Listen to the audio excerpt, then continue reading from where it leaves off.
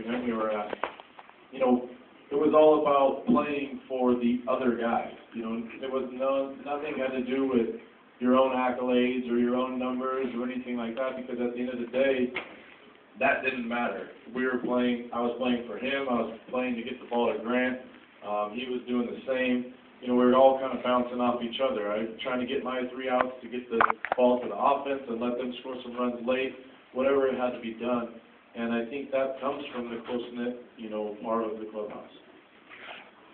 Sean, season ends, obviously, disappointing fashion, but you also realize how special the season was. How long does it take, when the season does come to an end, for you to kind of, I mean, do you look back? Do you enjoy? Is the disappointment there? How long does that last? I mean, what happens the first month after the season ends? Probably the first kind of week, I was kind of, you know, walking around in like a little bit of a daze, because you spend every day from the beginning of February, you know, all the way through the middle of October, going to the field. Your day revolves around, you know, getting to the field at, you know, 2 o'clock for a night game, or, you know, 9 a.m. for a day game, and, you know, that's your life, you know, every day for those 6-7 months. And then, you know, all of a sudden it's over, and, you know, the playoffs are still going on, so I was kind of tuned into that. But you do spend kind of the last, you know, the next week or two, maybe replaying a little bit of it in your head, kind of reflecting back on, you know, the season that you had, and gradually that stuff turns into kind of igniting that spark that motivates you to, you know, essentially get up off the couch, stop watching football. And,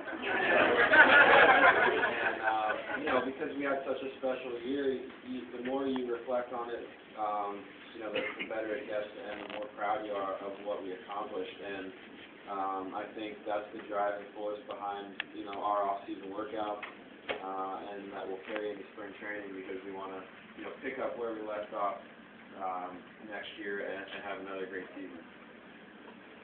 Well, anybody who doubts that baseball is a game of routine, so all you got to do is listen to these guys. But it's the same way for people who are working at the game, or I know for announcers, on the road, the bus leaves at 4 o'clock, the game at 7, at home, you're driving to the ballpark around 4, and when the season ends and it's 4 o'clock, I honestly have no idea what to do. I don't know what to do. Just that time period of 4 o'clock, game starts at 7, and you're so used to doing the same thing, and then you're right, you just sit on the couch and you're like, it's 4 o'clock, there should be a bus waiting for me outside. But it is indeed a game and a sport of routine, but it's a lot of fun. I want to let you folks ask the guys some questions if you have any, certainly. Okay, can you tell us more about the pies, and if there was more of that going on in the locker room, or who was the jokester in the locker room? Well, I think realistically, it's somewhat self-explanatory in terms of what happened, you know, just in terms of the walk-off. However, Josh Reddick kind of took that by the horn. It's something that you've seen throughout baseball. It just became such a big deal because it was happening so regularly. You know, we were looking at each other and hoping, going, is this real life? Like, you know, and it wasn't a matter of if we were going to do it, it was when we were going to do it and who was going to do it.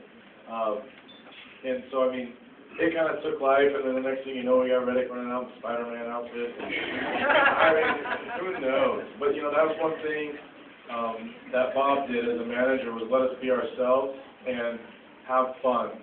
And in doing so, he exuded a quiet confidence in us.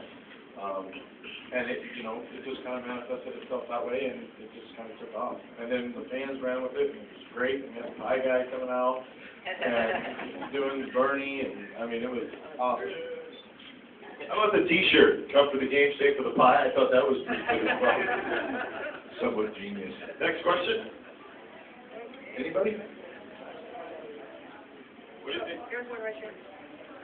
So sometimes we hear that it's not too much fun to play in the old Coliseum, but when you were coming down the stretch and the people were coming out to see you, did you feel the old-time Oakland magic behind you?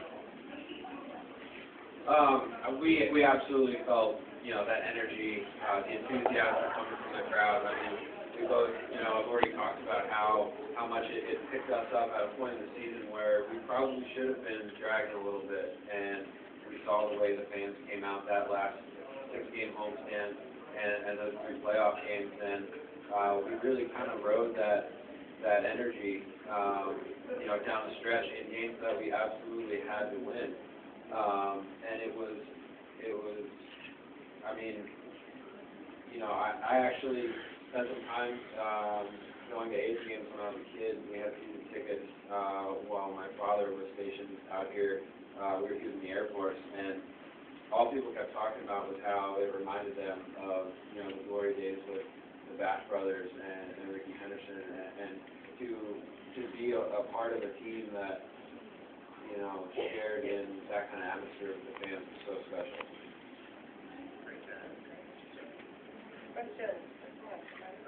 Yeah, what did you think of the bleacher antics that we had out there for you?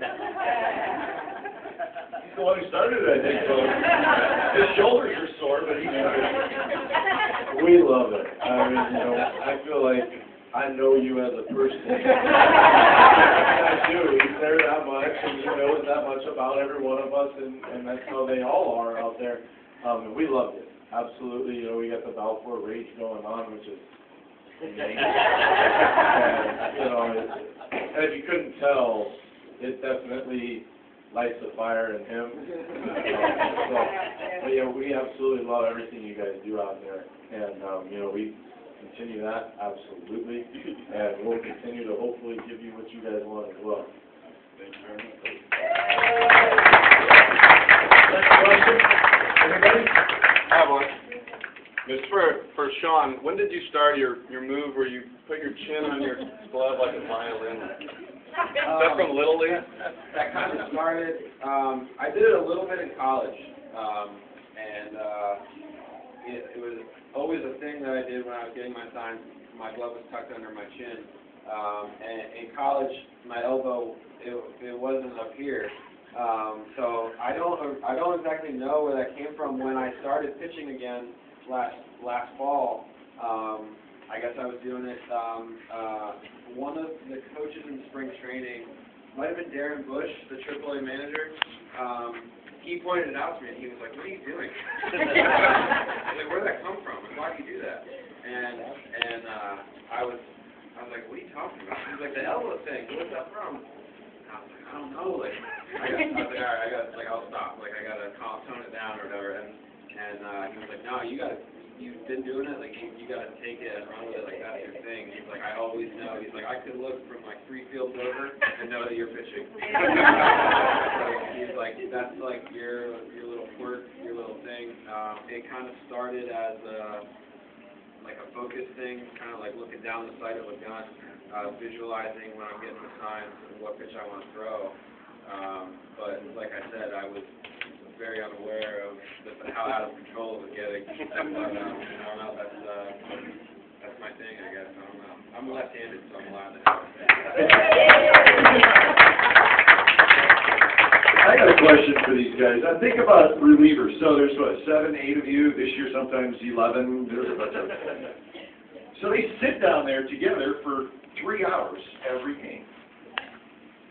And if you think they're just talking about the baseball game, they're not. I don't know what they're talking about, but they're not. It's the second inning. These guys are not talking about the baseball game. Come on, give me a couple things that you guys may discuss on a nightly basis in the second inning every day. I don't know that there's really anything that I can say that we talk about. It's all over the map. I mean, from politics sometimes, which gets heated too. Yeah, it can be literally anything, you know, and it's great to be able to do that. And everyone this year pretty much, we were fortunate, everyone knew their role and pretty much, you know, the inning that they were going to pitch. And so we were able to screw around, if you will, until about inning 5, and then you lock it in and you start focusing up on the game, going over scatter and forwards and that kind of stuff.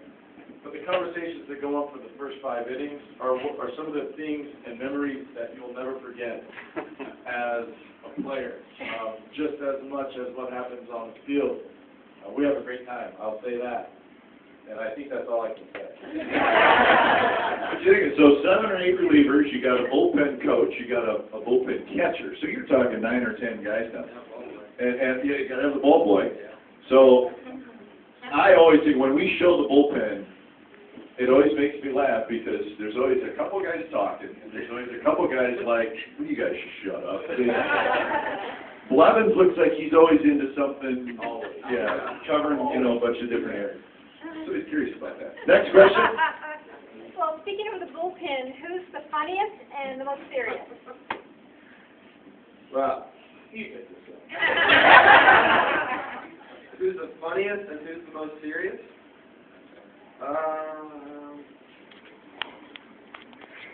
Alright, the most serious is probably Balfour. Nishek's really serious too. Probably Balfour is the most serious. Now the funniest, I mean, that award could go to several different guys for several different reasons. I'm not that funny. You're funny sometimes. Who's the best at pop culture?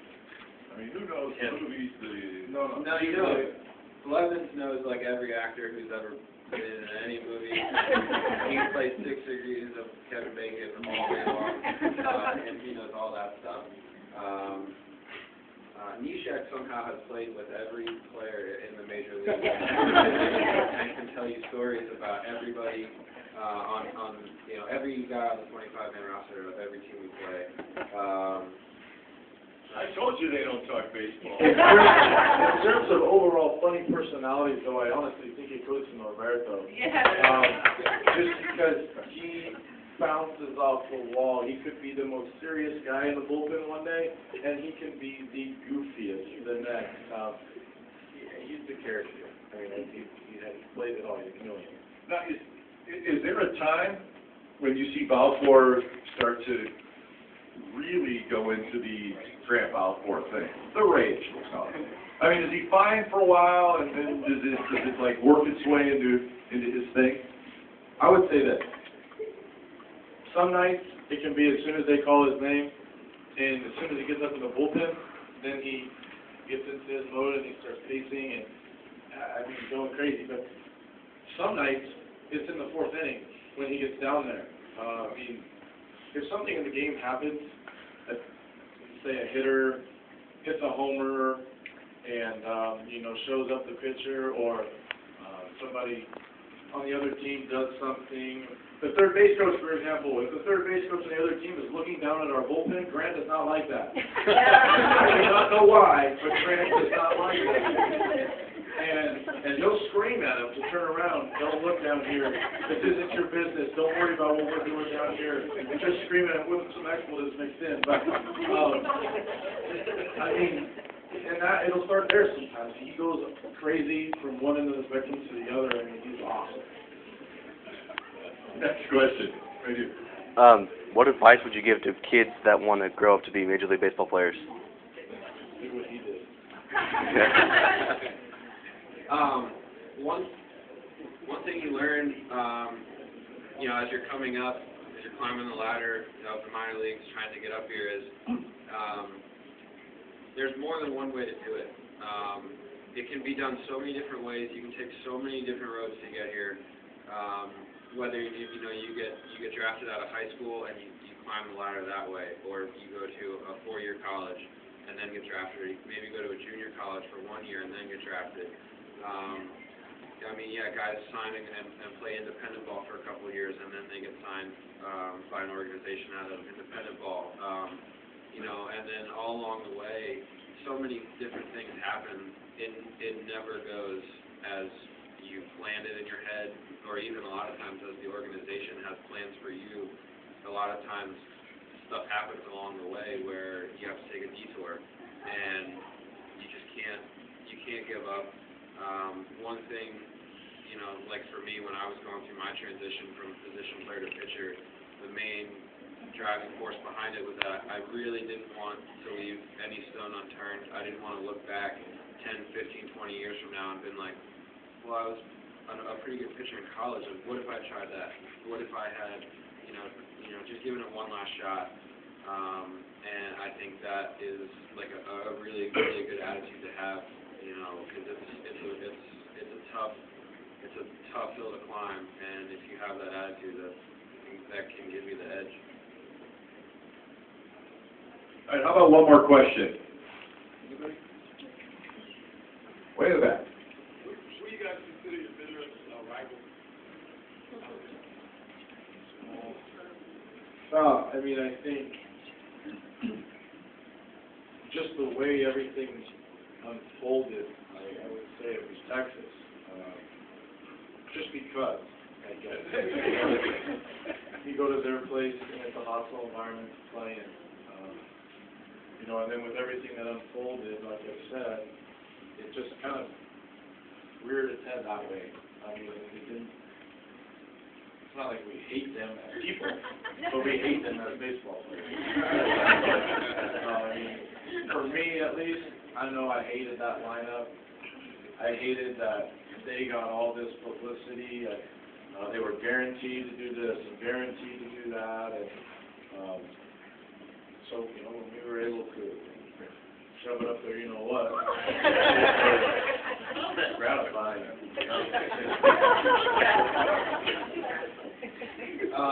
I know the whole maybe A's Angels rivalry. There's something to that, but I'm with Quickie. I hated the Rangers. The fact that when they clinched a playoff spot, they didn't celebrate at all. So at no point in time last year, even though they did get to the playoffs, they did not spray champagne. They did not. I don't know if they took it for granted, if they thought that they had it locked up. Because at one point their lead was 13 games over us. I don't know. The hand signals going back into the dugout. I don't know. They kind of just rubbed me the wrong way. And I think what he was saying about how it came down to the last 3 games. They were in our way. It was just one of those things, kind of like a number of little different things. But yeah, I think the Rangers last year were the team that we were bitter rivals with. I just want to say, I think we know how good these two guys are as pitchers, but I've got to know some. I think just listening to them talk, you guys kind of get the idea that not only are they really good pitchers, but they're awesome guys. And they will be awesome guys 20 years from now. So, good guys, good players, and that's really what's most important. So let's hear it for Sean Doolittle.